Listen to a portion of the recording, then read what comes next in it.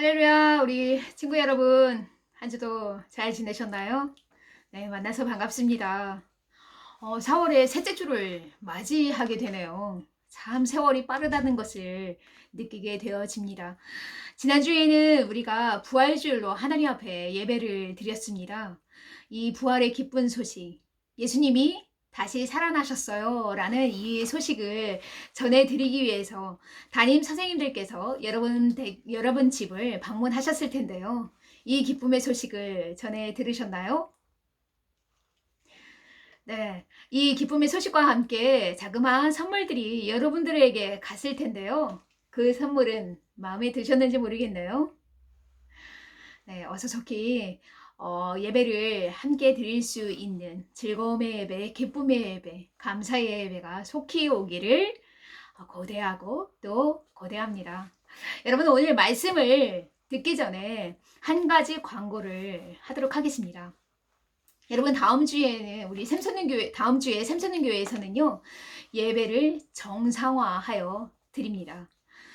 기존에 지금 9시 예배를 드렸던 것을 9시 반 예배로 바뀌고요. 그것을 일부 예배라고 하고요. 그리고 11시에 또 드립니다. 그것을 2부 예배로 그렇게 칭하도록 하겠습니다. 그래서 1부, 2부 예배로 나누어서 드리게 되어집니다. 왜 1부, 2부로 나누어서 드리냐면요. 사회적 거리두기를 해야만 하는 상황이기 때문에 코로나가 다 아직 끝나지 않았기 때문에 거리두기를 해야 하는 상황이므로 이렇게 1, 2부로 나누어서 예배를 드리도록 하겠습니다. 그리고 1, 2부 예배를 드리는데 인원 제한을 둡니다. 인원 제한은 한 예배를 드리는 그 장소에 15명 이상은 들을 수가 없어서 15명으로 한정해서 드리도록 하겠습니다.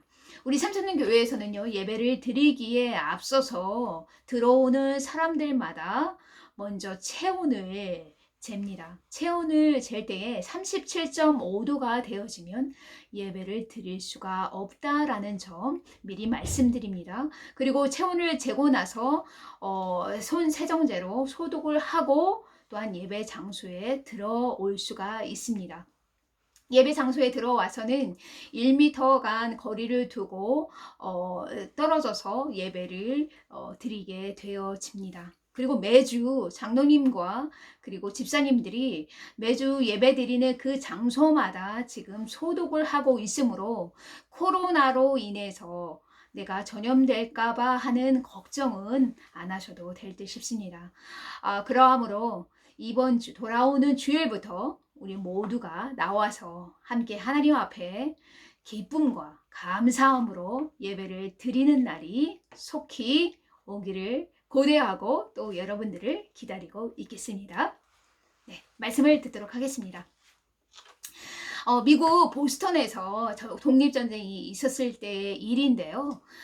러셀 코넬이라는 그 사령관이 있었습니다. 이 러셀 코넬이 적군에게 패배하여 후퇴하고 있을 때였었는데요. 그런데 그만 후퇴하는 그 과정 속에서 정신이 없어서 속히 나오는 바람에 그만 자기가 가지고 있는 지휘봉을 놓고 오게 되어집니다. 전쟁터에서 사령관이 지휘봉을 잃어버린다라는 것은 군대를 다시는 이끌 수 없다라는 뜻이기도 합니다. 그것을 알게 된 부하들도 선뜻 지휘봉을 가지고 오겠다라고 이야기하는 사람은 단 한 사람도 없었습니다. 그때 링이라는 자그마한 어린아이가 러셀 코넬을 찾아옵니다. 대령님, 제가 적군 기지에 들어가서 대령님의 지휘봉을 가져오겠습니다. 저를 보내주세요. 라고 말입니다. 러셀 코넬은 처음에는 만류했지만 그 어린 소년이 너무나 감경했기 때문에 어쩔 수 없이 보내주기로 마음먹습니다. 그 링이라는 어린이가 자기 적진에 들어가서 지휘봉을 무사히 가져오기는 했는데요. 마지막에 그만 나오는 그 순간에 총을 맞게 되어집니다. 그는 코넬 대령에 있는 그 천막안까지 죽을 힘을 다해서 들어와서는 주의봉을 바치고 이렇게 짧은 말을 하고는 숨을 거두게 됩니다. 대령님, 나는 죽음을 두려워하지 않습니다. 나의 예수님은 부활이시며 생명이시기 때문입니다. 부활하신 예수님께서 오늘 나와 함께 하십니다. 대령님, 예수님을 믿으십시오. 무신론자였었고 예수님을 믿는 사람들만 보면 조롱하고 비난하고 손가락질하였던 그 러셀 코넬은 그 링의 죽음 앞에 무릎을 꿇으며 이렇게 하나님 앞에 호소하며 절규했습니다. 주여, 이 어린이 앞에서 나는 어떻게 하면 좋겠습니까? 나 때문에 이 어린이가 죽임을 당했습니다. 이 아이 때문에 난 군인으로서 군대를 다스릴 수 있는 권한을 되찾게 되었습니다. 이 아이 죽음으로 나는 다시 산 것입니다. 주여, 이 아이가 찾는 하나님을 위해 제가 이 한 몸을 하나님께 바치겠습니다. 러셀 코넬은 그렇게 다짐하고는 신학대학원에 들어가 하나님을 깊이 있게 공부하게 되었고요. 나중에 자기의 전 재산을 다 털어 대학을 설립하게 되어지는데요. 그 대학을 통해서 수많은 지도자들을 양성하게 됩니다. 러셀이 세운 대학은 바로 미국에 있는 골든 코넬 신학대학입니다. 더불어서 템플 유니버시티를 세워서 수많은 지도자를 또한 길러내기도 했습니다. 여러분, 링의 죽음은 불행이었을까요? 링은 어떻게 죽음 앞에서 그렇게 떳떳할 수가 있었을까요? 그의 죽음은 너무나 값진 것이었습니다. 그의 죽음으로 인해 코넬 대령은 하나님을 바로 알게 됐고 또한 새롭게 태어난 것입니다. 코넬 대령에게 있어서는 새로운 생명이 움트기 시작한 것입니다. 친구 여러분, 예수를 믿고 있는 사람에게 마지막은 죽음이 아니라 부활입니다. 우리는 이 세상의 마지막이 죽음이라고 생각을 합니다. 그래서 의사들이 운명하셨습니다. 돌아가셨습니다. 그 말이 처절하게 들려오고 그리고 하늘과 땅이 무너지는 것과 같은 그런 슬픔이 찾아오기도 하는 것입니다. 그러나 예수를 믿고 있는 사람에게 있어서 마지막은 죽음이 아니라 부활이라는 것입니다. 할렐루야. 예수님을 믿고 있는 사람에게 마지막은 생명이 되는 것입니다. 이 부활을 믿고 있는 사람에게는 죽음 앞에서 당당할 수가 있는 것입니다. 링이라는 아주 자그마한 그 어린 아이도 죽음 앞에서 당당할 수가 있었던 것은 예수님이 부활이시며 생명이시라는 것을 믿고 의지했기 때문에 그렇은 것입니다. 이것이 진실로 우리에게 복음입니다.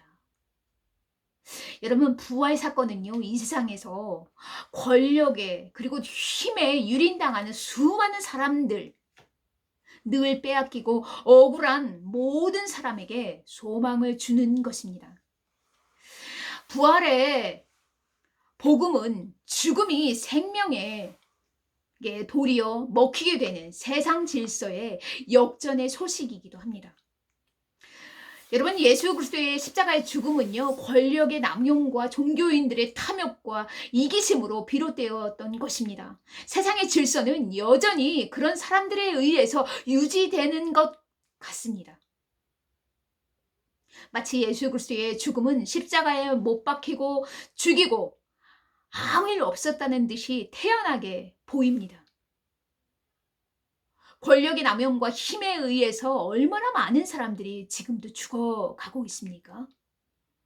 무지한 군중들에게 살해를 당하고 모욕을 당하고 얼마나 많은 사람들이 종교적인 이유 때문에, 정치적인 이유 때문에, 문화적인 이유로, 인종적인 이유로 차별을 받고 살해를 당하고 죽음의 위협을 당하고 비난을 받습니까? 여러분은 이번에 코로나 사태로 인해서 수많은 사람들이, 아시아인들이 비난을 당하고 조롱을 당하고 생명의 위협을 당하지 않았었습니까? 여러분, 여전히 세상 속에서는요, 때로는 억울한 일을 당하고 매를 맞기도 하고 악의 세력의 위협을 당하기도 하고 깜짝같이 살해를 당하는 일들이 부지기수입니다. 아무도 주목하지 않는 실패자처럼 이 세상에서 사라지기도 합니다. 그러나 여러분, 예수 그리스도의 부활은요, 악한 세상의 질서가, 사탄의 세력이 결국 성공하지 못할 것을 증명하고 있습니다. 이렇게 부활은요, 잘못된 것, 정의롭지 못한 것이 모두 궁극적으로 마지막에 부끄럽게 드러나고 심판을 받게 될 것이라는 것을 우리에게 분명하게 알려주고 있는 것입니다. 부활은 악한 사람들이, 악한 세상이 사람들을 아무리 억울하게 죽인다 하더라도 하나님께서 다시 살려내시고 또 다시 살려내실 것이라는 하나님의 의지의 표현입니다.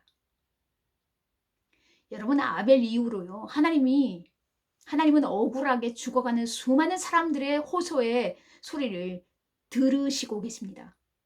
그들의 억울함과 원통함을 알고 계시는 거죠. 그들을 위해서 하나님께서는 예수 그리스도를 보내주셨고, 억울하게 죽어간 사람들, 이해할 수 없는 일로 인하여 죽어간 수많은 사람들을 위로하고 계십니다. 친구 여러분, 우리는 이 부활의 사건을 보면서 어떤 생각을 가지십니까? 부활의 사건을 맞이하면서 우리는 어떻게 살아가야 할까요? 하나님께서는 성경을 통하여 이렇게 말씀하십니다. 땅에서 정직과 인애와 공평을 행하시는 분이 하나님이심을 믿는 자를 기뻐하신다. 에레미야서 9장 23절의 말씀입니다. 여러분, 정직을 원하고 하나님께서는요, 그리고 또 인애, 사랑을 원하십니다. 이웃을 내 몸처럼 아끼며 사랑하라고 말씀하십니다. 그리고 또한 공의, 정의를 행하시는 분이 하나님이심을 믿는 자를 기뻐하신다라는 거죠. 하나님은 그런 분이십니다. 그렇기 때문에 우리는 땅에서 어떻게 살아가야 할까요? 정직하게 살아가야 합니다. 설령 정직해서 손해를 보고 어려움을 겪는다 할지라도 하나님은 그것을 분명히 알고 계시고 억울함을 풀어주시는 분이 바로 하나님이심을 우리는 믿어야 할 것입니다. 정직에 속한 자가 되어야 할 것입니다. 또한 이내 하나님이 우리를 아낌없이 사랑하시고 예수님을 보내주셨던 것처럼 이 땅에 살아가면서 원수 또한 사랑하고 그들을 아낄 줄 아는 사람이 되어야 할 것입니다. 그리고 또한 정의를 실천하는 그런 사람이 되어야 한다는 것입니다. 그런 사람이 되어질 때 하나님께서 그 사람을 기뻐하신다는 겁니다. 또한 하나님은 감사하며 살아가라고 말씀하십니다. 여러분, 시편 69편 29절에요. 감사하며 살아가는 자는요, 황소의 뿔이나 굽이 있는 소를 드림보다도 하나님이 더욱 기뻐하신다라고 말씀하십니다. 우리 마음속에 불평과 원망이 싹이 트지 아니하도록 하나님이 이 세상에 있는 모든 것들을 우리에게 주셨잖아요. 아낌없이 또한 예수 그리스도를 우리 죄를 위하여 내어 주신 분이 하나님이시잖아요. 하나님은 감사하며 살기를 원하신다는 겁니다. 감사가 싹들 때 삶이 즐겁고 행복한 것입니다. 불평이, 원망이 우리 마음속에 싹을 틔우고 꽃이 피어지면 우리의 미래는 없습니다. 불평과 원망으로 인하여 우리의 삶이 핍절하고 너무나 고통스러워진다는 것입니다. 또한 하나님은요, 제사보다, 우리의 예배보다 상한 마음을 가지고 통회하는 자를 기뻐하신다라고 말씀하고 계십니다. 통회하는 자, 죄에 대해서 괴로워하고 죄에 대해서 아낌없이 하나님 앞에 나와서 그 죄에 대해서 하나님 앞에 죄의 무거움을 내어놓고 잘못했다라고 이야기하는 자를 기뻐하신다라고 말씀하고 계십니다. 여러분, 또한 하나님 앞에 예배드리는 것보다도요, 순종을 더욱더 기뻐하신다라고 말씀하십니다. 사무엘상 우리는 15장 20절의 말씀을 우리는 잘 알고 있죠. 순종이 제사보다 낫다라는 말씀을요. 그리고 또한 마지막으로 의식주보다 하나님 나라를 먼저 구하는 자를 기뻐하신다라고 말씀하십니다. 의식주보다 하나님 나라를 먼저 구하는 것 무엇일까요? 예수님의 죽으심과 예수님이 그 죽으셨다가 다시 살아나셔서 하늘에 오르시어 우리와 함께 하시고 또 우리의 처소를 예비하기 위하여 하늘로 올라가셨다는 것. 예수님이 부활이시라는 것, 생명이시라는 것을 전하는 자, 이 사람들을 하나님께서 기뻐하신다라는 겁니다. 여러분, 우리가 부활의 주님을 맞이하고 부활의 기쁨을 늘 언제나 기억하면서 예수님을 기쁘시게 또 사람을 행복하게 하는 우리 친구들 모두가 되어지기를 간절히 소망합니다. 네, 한 주도 승리하십시오. 네, 이 부활의 기쁨의 소식, 부활의 주인 되어주시는 예수님을 자랑하고 그 예수님 때문에 기뻐하는 한 주가 되어지기를 소망합니다. 우리 함께 기도하시겠습니다. 사랑의 하나님, 감사합니다. 십자가에서 죽으시고 다시 3일 만에 부활하신 그 예수님의 그 부활 소식이 우리에게는 참으로 기쁨이며 생명이며 능력이 됨을 믿습니다. 이 부활의 기쁜 소식, 십자가의 그 사랑의 그 사건을 또한 우리 친구들에게도 우리 부모들에게도 우리 형제들에게도 전하며 그렇게 살기를 원합니다. 감사합니다. 예수님의 이름으로 기도합니다. 아멘.